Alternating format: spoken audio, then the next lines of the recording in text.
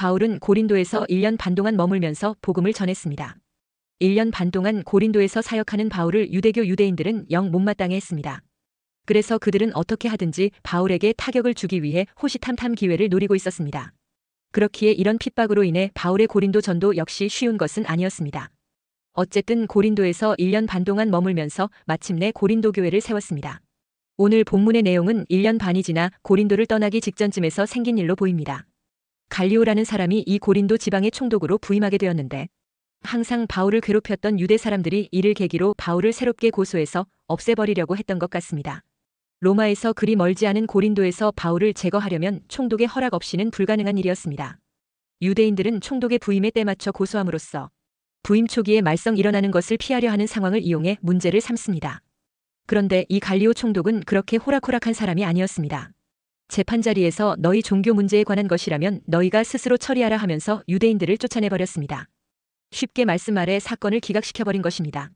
갈리오 총독은 네로 황제의 스승인 세네카의 형입니다. 그리고 그는 스페인 남부 코르도바 지역 출신으로 로마로 가서 로마의 수사학자 루키우스 유니우스 갈리오의 양자가 되었습니다.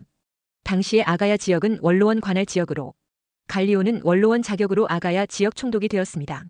갈리오가 총독으로 부임하기 이전부터 사도 바울은 이 지역에서 복음 사역을 하고 있었습니다.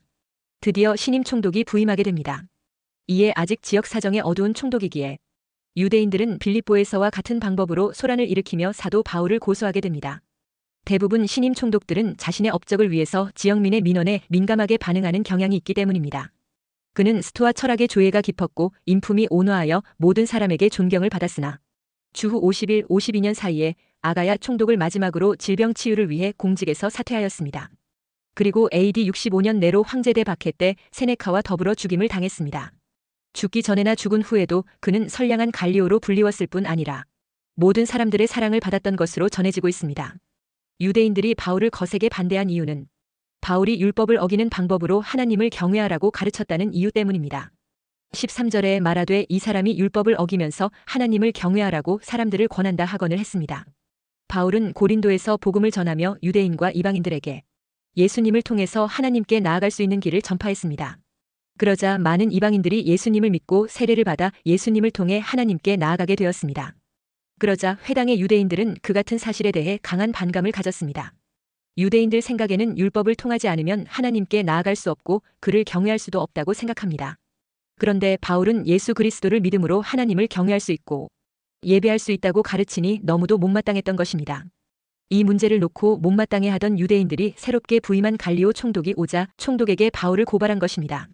그래서 그 고발 내용이 이 사람이 율법을 어기면서 하나님을 경외하라고 사람들을 권한다는 것이었습니다. 율법을 어기면서 하나님을 경외하라고 한다며 고발했는데 여기서 말하는 율법은 유대인들이 말하는 모세의 율법을 가리킵니다. 유대인들의 눈에는 바울이 모세의 율법인 할례나 음식 규례나 절기 준수 등을 지키지 않고도 하나님을 경외하라고 가르치고 있다는 것입니다. 그러니까 유대인들 주장은 바울이 율법 없는 경건을 주장한다고 비난한 것입니다. 율법 준수 없는 하나님 경외란 유대인들이 보기에는 모순처럼 들렸습니다. 그러나 사실 바울이 율법을 폐지한 것이 아니라 율법의 완성자이신 예수 그리스도 안에서 믿음으로 의롭다 함을 받는 것을 강조했던 것입니다. 로마서 10장 4절에 그리스도는 모든 믿는 자에게 의를 이루기 위하여 율법의 마침이 되시니라 했습니다. 그러나 유대인들에게 있어서 율법의 마침은 율법의 준수에 있다고 여기고 있기 때문입니다. 하지만 바울이 전하는 복음은 사람의 행위로는 율법을 다 준수하는 것이 불가능하다는 것을 솔직하게 인정합니다. 그리고 인간의 부족함을 위해 예수님이 성육신하여 세상에 오셔서 우리 인간을 대신하여 율법의 마침이 되셨다는 복음을 전한 것입니다. 유대인들은 바울이 전하는 예수님을 믿음으로 율법의 마침이 되어 구원 얻는 것을 율법을 어기는 것으로 오해했던 것입니다. 그 유대인들의 율법 교사들이 좀 더 깊은 율법 말씀에 대한 통찰력을 가져야 하는데 그것이 부족함으로 인해 생긴 불행이고 부작용인 것입니다. 분명히 믿음의 조상 아브라함도 율법을 지켜서가 아니라 믿음으로 의롭다함을 받았습니다. 창세기 15장 6절에 아브람이 여호와를 믿으니 여호와께서 이를 그의 의로 여기시고 했습니다. 하박국 선지자도 이 사실을 말씀해 주었습니다. 하박국 2장 4절에 보라 그의 마음은 교만하며 그 속에서 정직하지 못하나 의인은 그의 믿음으로 말미암아 살리라 했습니다. 더구나 이사야 선지자는 결정적으로 장차 메시아가 오셔서 우리 모두의 죄악을 대신 짊어지고 징계받고 찔리고 채찍에 맞고 상하여 고난 받아 죽을 것을 미리 예고해 주었습니다. 이사야 53장 5절 6절에 그가 찔림은 우리의 허물 때문이요 그가 상함은 우리의 죄악 때문이라. 그가 징계를 받음으로 우리는 평화를 누리고 그가 채찍에 맞음으로 우리는 나음을 받았도다. 우리는 다 양 같아서 그릇 행하여 각기 제 길로 갔거늘 여호와께서는 우리 모두의 죄악을 그에게 담당시키셨도다 했습니다. 그런데 타락한 유대 조상들은 영적 교만에 사로잡혀 구원자 메시아에 관한 진리의 핵심을 놓친 것입니다. 오죽 영적으로 캄캄했으면 이 이사야 53장을 해석이 불가한 난해 구절로 제쳐놓고 영적 소경의 길로 들어섰을까요? 구약 율법의 열쇠가 되는 핵심적인 말씀인 이사야 53장을 해석이 불가한 구절로 간주하고 덮어버렸던 것입니다. 여기서부터 유대인들의 비극이 시작된 것입니다. 이러니 참 진리와 복음을 깨닫고 율법의 해답이 되는 예수 그리스도를 선포하는 것에 회방이나 놓고 마귀의 하수인이 되어 진리를 무너뜨리고 공격하는 끔찍한 일을 저지르게 된 것입니다. 그래서 예수님 당시 가장 정통 율법을 깨닫고 선생이 되어 있다고 자부하는 서기관들과 바리새인들에 대한 예수님의 평가가 이렇습니다. 마태복음 23장 13절에 화 있을진저 외식하는 서기관들과 바리새인들이여 너희는 천국 문을 사람들 앞에서 닫고 너희도 들어가지 않고 들어가려 하는 자도 들어가지 못하게 하는도다 했습니다. 원래는 바울도 천국 문을 사람들 앞에서 닫고 자신도 남도 못 들어가게 하는 자 중에 한 사람이었습니다. 그러나 예수님의 긍휼로 친히 찾아와 주셔서 깨닫고 회개하고 돌이킨 것입니다. 그러나 아직 깨닫지 못하고 돌이키지 못한 무지몽매한 영적 소경들인 유대인들이 영적으로 눈을 뜬 바울이 잘못되었다고 탓하며 길을 쓰고 막으려 하고 있는 것입니다. 첫째, 유대인들은 참된 복음 전하는 바울을 제거하기 위해 갈리오 총독에게 고발했습니다. 유대인들이 바울을 고소한 이유는 어떻게 해서든지 바울을 제거하고 싶어 했기 때문입니다. 대부분 정치 지도자들은 부임 초기에 민심을 얻기 위해 사람들의 말을 잘 들어주는 경향이 있었습니다. 그리고 유대인들이 알아보니 갈리오 총독은 성품도 선량하다는 사실을 파악하고 바울을 제거하기에 좋은 조건으로 여기고 바울을 고발했던 것입니다. 당시 유대교는 로마 정부로부터 공인된 종교였습니다. 그래서 아무나 유대교를 자유롭게 믿을 수 있었습니다. 결코 불법적인 것이 아니었음에도 불구하고 13절에 이 사람이 율법을 어기면서 하나님을 경외하라고 사람들을 권한다 하건을 하며 고소 이유를 제기했습니다. 바울의 전도에 유대인들도 헬라인들도 예수님을 구주로 믿게 되자 시기심과 열등감 때문에 바울을 세상 법정에 고소한 것입니다. 갈리오 총독 앞에서 바울이 자기 변론을 위해 입을 열고자 할 때 갈리오가 나섰습니다. 14, 15절에 바울이 입을 열고자 할 때에 갈리오가 유대인들에게 이르되 너희 유대인들아 만일 이것이 무슨 부정한 일이나 불량한 행동이었으면 내가 너희 말을 들어주는 것이 옳거니와 만일 문제가 언어와 명칭과 너희 법에 관한 것이면 너희가 스스로 처리하라.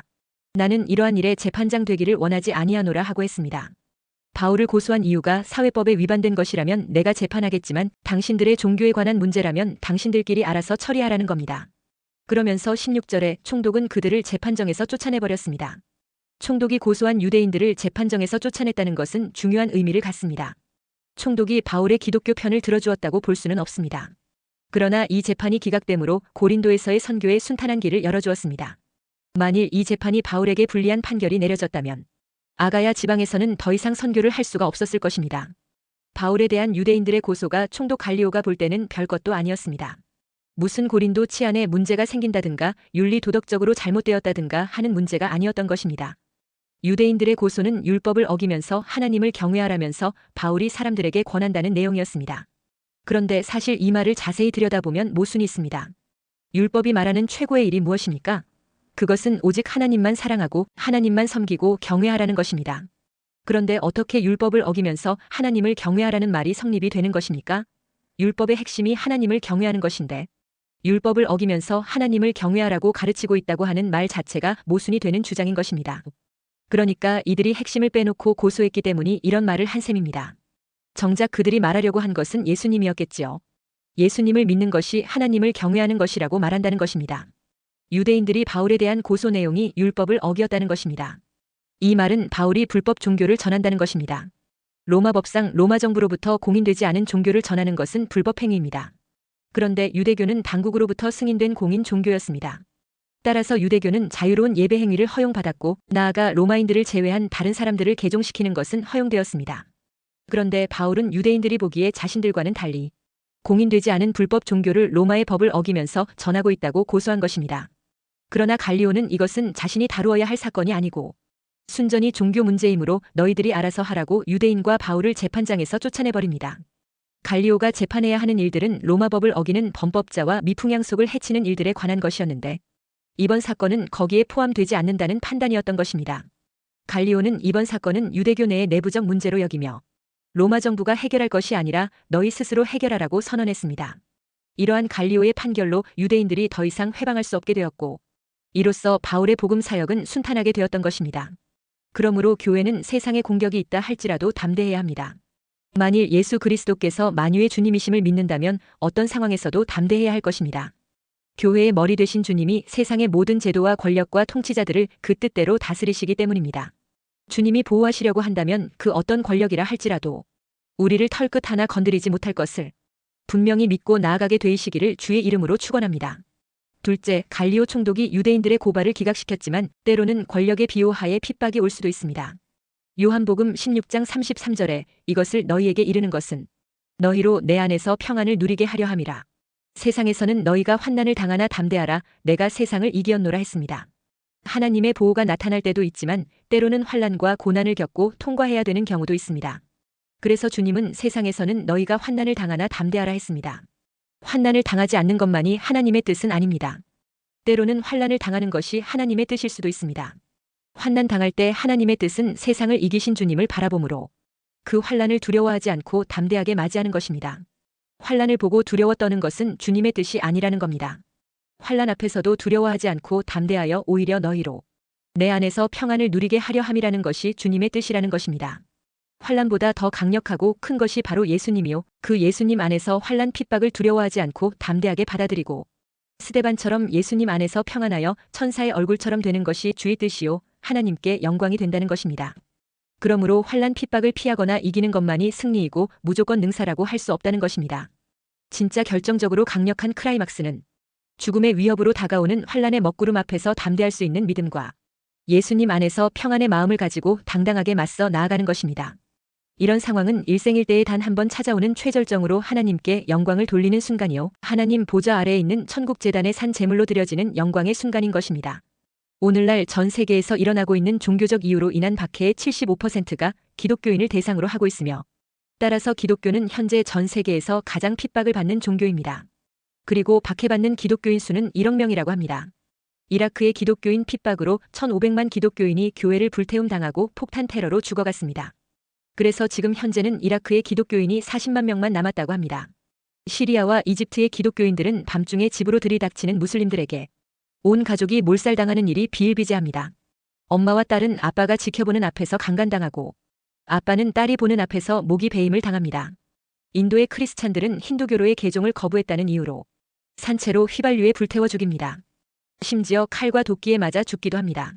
최근 몇 년간 인도에서만 400개 이상의 교회가 파괴되었고 4,000개 이상의 기독교 가정집이 공격을 당했습니다.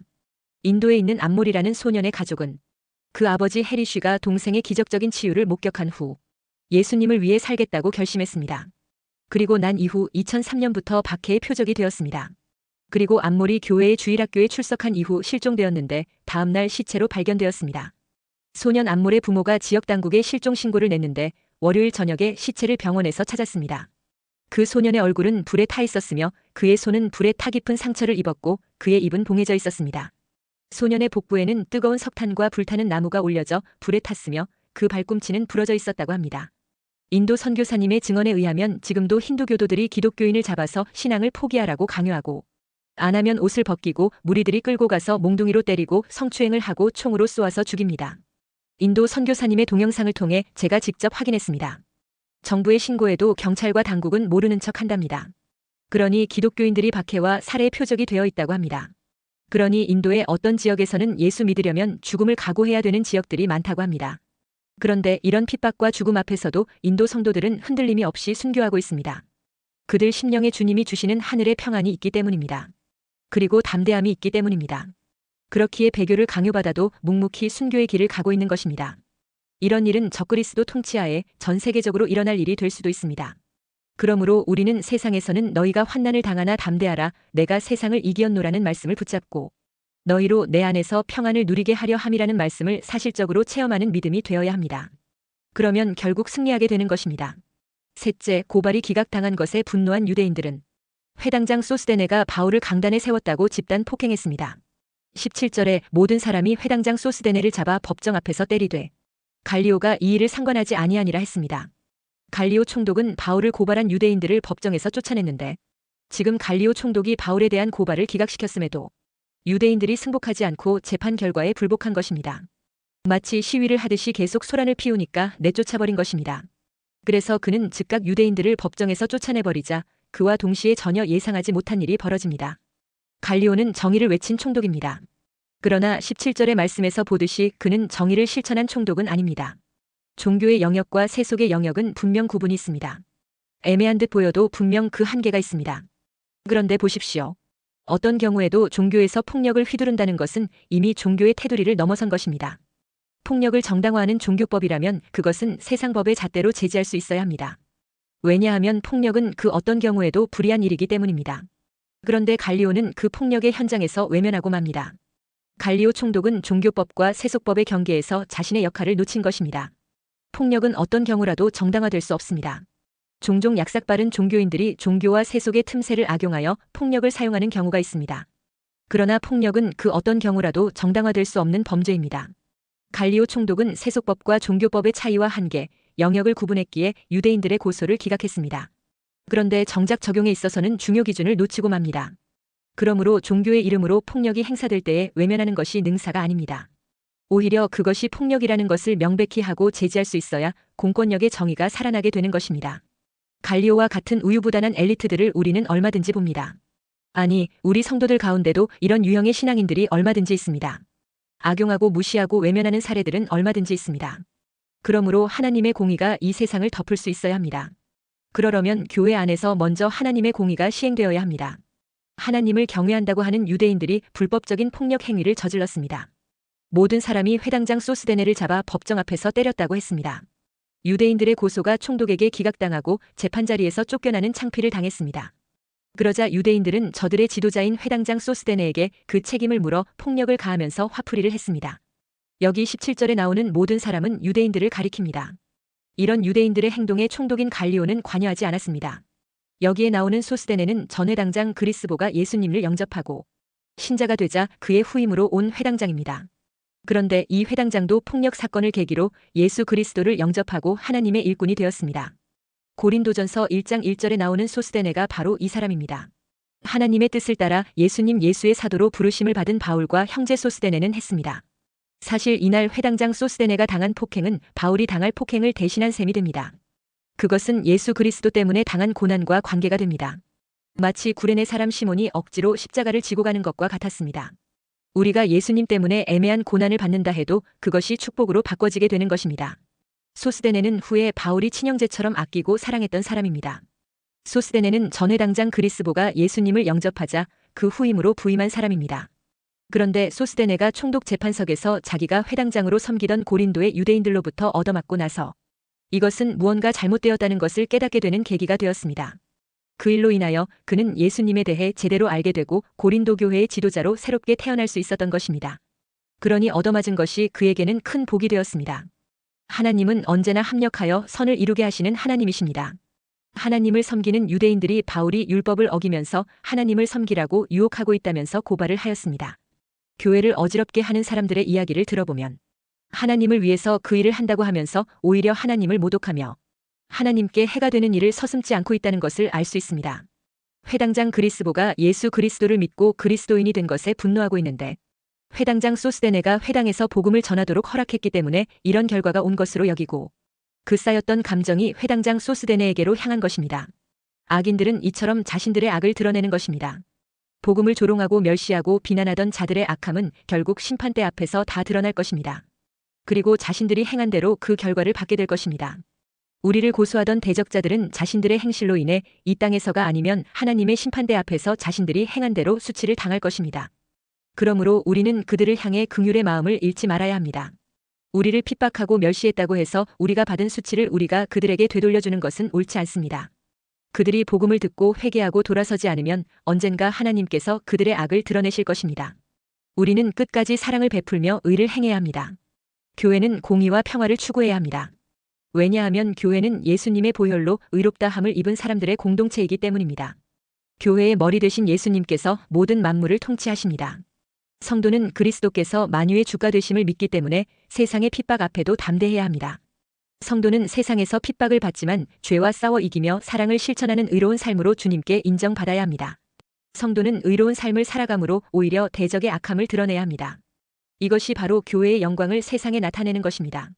여러분 모두가 교회와 복음의 영광을 온 세상에 드러내는 믿음의 성도들이 되시기를 주의 이름으로 축원합니다.